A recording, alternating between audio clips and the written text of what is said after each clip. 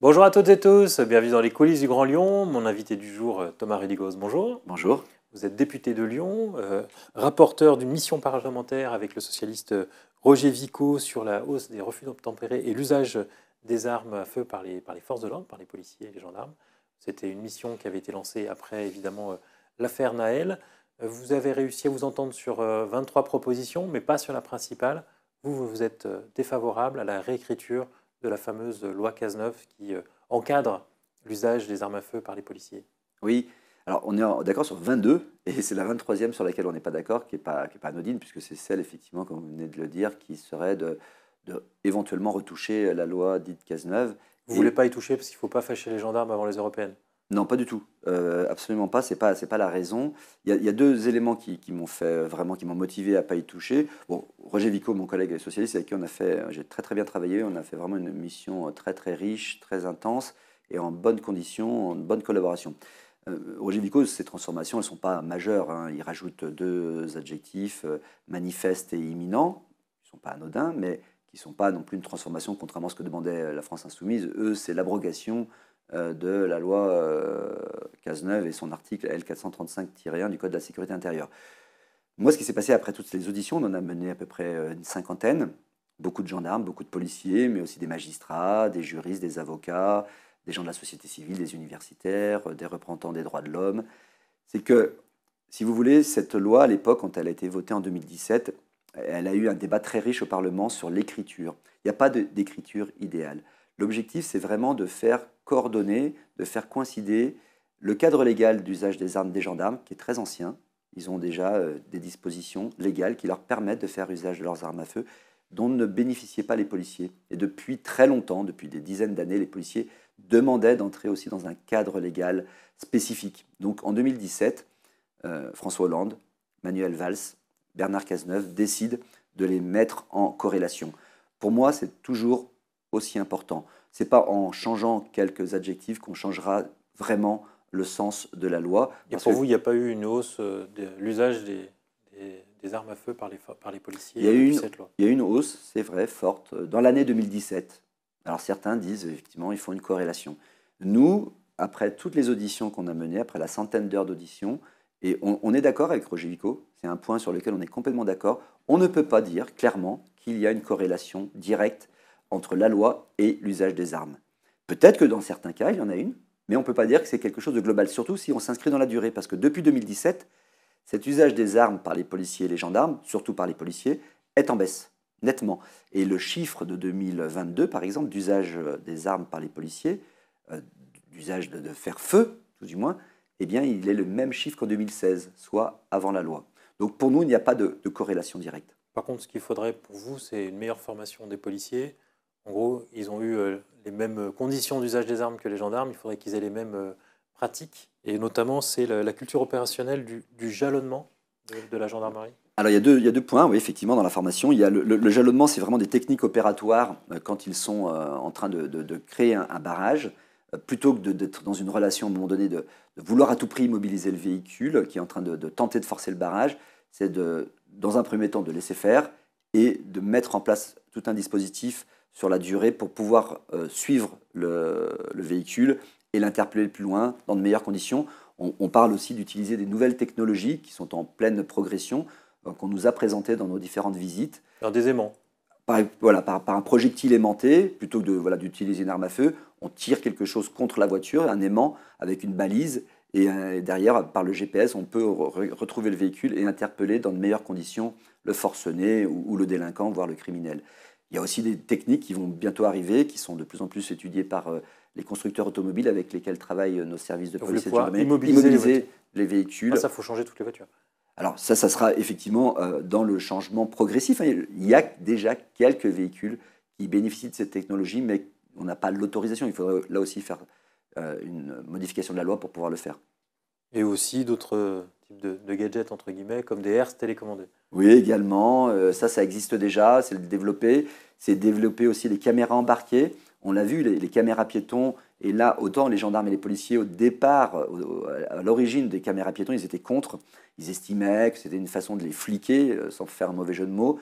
Et maintenant, ils sont tous d'accord pour dire que c'est les meilleures conditions pour eux parce qu'ils sont tellement assujettis à des images vidéo qui sont prises par des tierces personnes et ils le voient que derrière, ça peut les mettre des fois en difficulté. Ils disent au moins, nous aussi, on aura notre version avec notre caméra qui filmera en direct et qui pourra aussi donner notre version si ensuite il y a des litiges, s'il y a ensuite des procès. Voilà.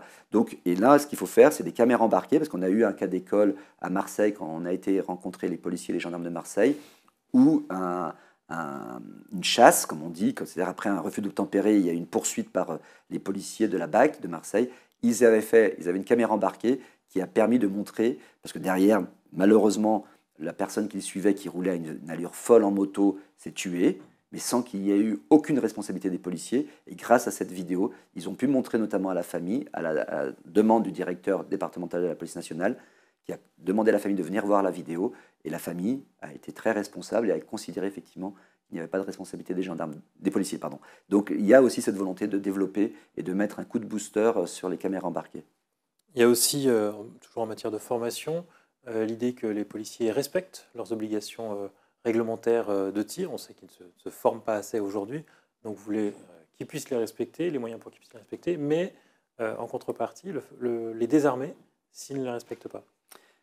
En fait, là aussi, on a utilisé, c'était très intéressant de comparer police et gendarmerie. Il y a beaucoup d'éléments, alors des fois c'est des éléments qui peuvent servir à la gendarmerie qui viennent de la police, mais effectivement, on a beaucoup comparé des solutions, des scénarios qui marchent côté gendarmerie et qu'on aimerait appliquer côté police, des dispositions que la gendarmerie a depuis fort longtemps, c'est-à-dire que si un gendarme n'a pas fait ses tirs obligatoires, c'est-à-dire ses 3 séances de tir de 30 cartouches par an, si un gendarme ne les a pas fait, ce qui est assez rare en gendarmerie, parce qu'ils ont par contre un cadre, des dispositions, des organisations, et ils ont souvent pas de difficulté à faire leurs tirs.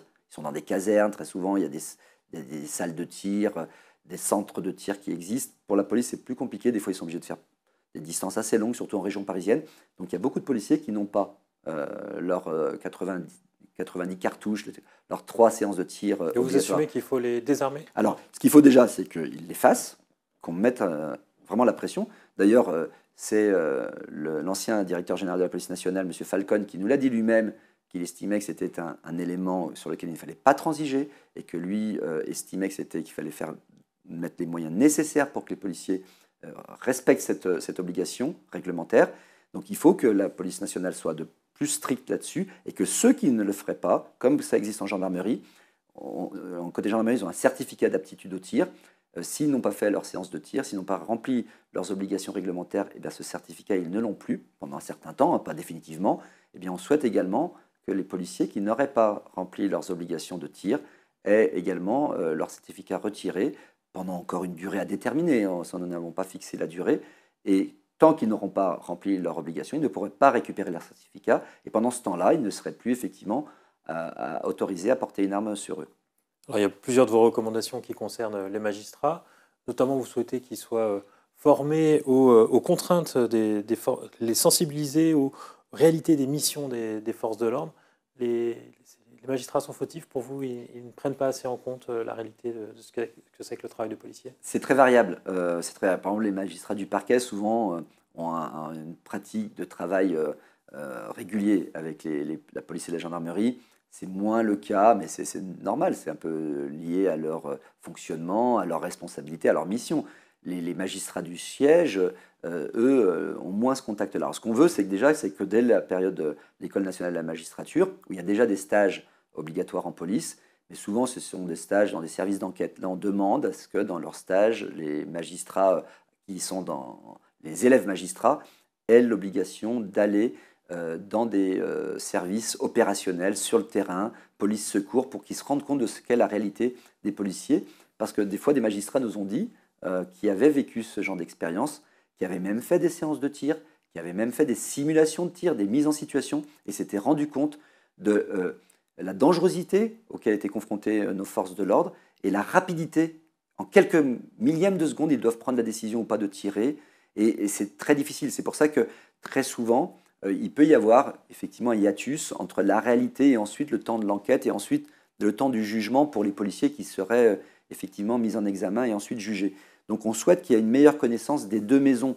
On entend trop souvent des policiers qui disent les magistrats sont trop laxistes, des magistrats qui pourraient dire les policiers sont un petit peu, certains ont la gâchette trop facile.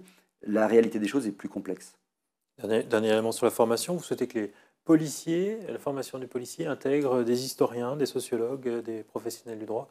Qu'est-ce que vous vous attendez qu'ils apportent aux policiers? Ils sont mal formés aujourd'hui?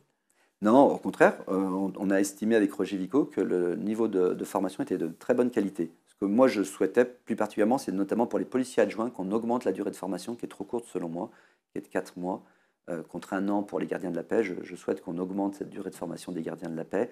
De la même façon, Roger Vico, c'était plutôt une recommandation de Roger Vico, mais à laquelle je me suis associé.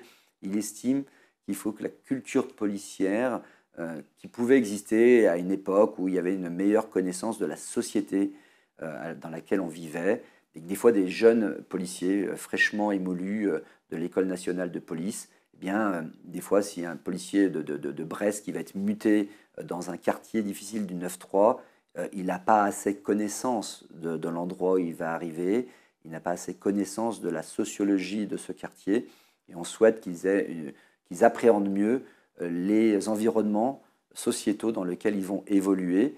Ce n'est pas rien, ce n'est pas anodin. Ils sont confrontés des fois à une grande misère humaine, sociale, et à une grande violence. Mais des fois aussi, c'est du quotidien, c'est de la police du quotidien. Donc on souhaite pour cela qu'ils aient une meilleure compréhension de la société dans laquelle ils vont évoluer. Juste un mot sur les européennes. Vous avez vu la campagne du Rassemblement national qui utilise des images de militaires, mais de gendarmes aussi, en disant « je suis gendarme, je vote RN ». C'est un constat, la majorité des gendarmes ou des forces de l'ordre votent RN? Non, je ne pense pas. Évidemment, comme dans toute la société française, certainement que la montée du RN touche aussi ces corps de métier, peut-être parfois dans certains quartiers plus fortement, mais on ne peut pas, comme cela, considérer que la gendarmerie nationale, la police nationale, ce serait que des militants ou des électeurs du RN, et cette récupération est extrêmement malsaine et pas étonnante. Et ce qui est plus grave, pas étonnante de la part de Jordan Bardella et de ses équipes, mais ce qui est plus grave, c'est ensuite l'échange par tweet interposé qu'il y a eu entre le directeur général de la gendarmerie nationale et Jordan Bardella, qui s'en est pris directement au directeur général de la gendarmerie. C'est une mise en cause qui est inacceptable. C'est une remise en question du travail fait par le directeur général de la gendarmerie nationale, qui est un grand militaire, qui a œuvré pendant 30 ans au service de la France, et de la part vraiment je trouve, je ne sais même pas comment le qualifier, Jordan Bardella dans ces moments-là, mais d'une sorte de sale gosse capricieux et qui ne respecte même pas des hauts fonctionnaires comme ce monsieur. En attendant, il est largement en tête des sondages. Les élections s'annoncent très incertaines pour vous. Il faudra en tirer les conséquences si jamais la liste conduite par Valérie Ayer finit largement devancée. Mais je ne sais pas, qu'est-ce que vous appelez les conséquences? Les conséquences, j'imagine que vous imaginez un changement de Premier ministre, une dissolution ou je ne sais quelle autre décision politique. Non, on le sait, il y a déjà eu par le passé des partis au pouvoir qui ont connu des grandes difficultés au moment des européennes. C'était le cas en 2014 avec Manuel Valls, c'était le cas en 2004 avec Jean-Pierre Raffarin. Derrière, il n'y a pas eu de traduction politique nationale. Donc ce n'est pas... Préparer le terrain à un fiasco à ces européennes. Non, je ne crois pas qu'il y aura de fiasco. Je n'y crois absolument pas. Je pense que ce ne sera pas l'élection d'il y a 5 ans, on ne fera pas le même score. Ça paraît effectivement difficile, sauf à ce que les sondages se trompent complètement, ce qui peut être le cas, et ça serait une très très bonne surprise pour nous. Il faut effectivement être lucide. Donc je pense qu'on sera distancé par le RN. J'espère que le RN, lui, sera beaucoup moins haut que ce que donnent les sondages. Et je pense que là, on aura une surprise. Il ne sera pas aussi haut parce qu'il y a tout un électorat RN qui ne se mobilise jamais trop pour les élections européennes. Donc on verra exactement le score des uns et des autres. Et je pense que nous serons deuxième. Et là-dessus, je le ressens parce que je fais du terrain tous les jours. Je l'ai encore fait ce week-end. Et je vois bien qu'on a quand même gardé une grande partie de notre électorat, même si je suis aussi lucide et je me rends bien compte qu'on ne sera certainement pas en tête le 9 juin prochain. Thomas Rudigoz, je vous remercie. Et puis moi, je vous dis à demain pour une nouvelle émission des Coulisses du Grand Lyon.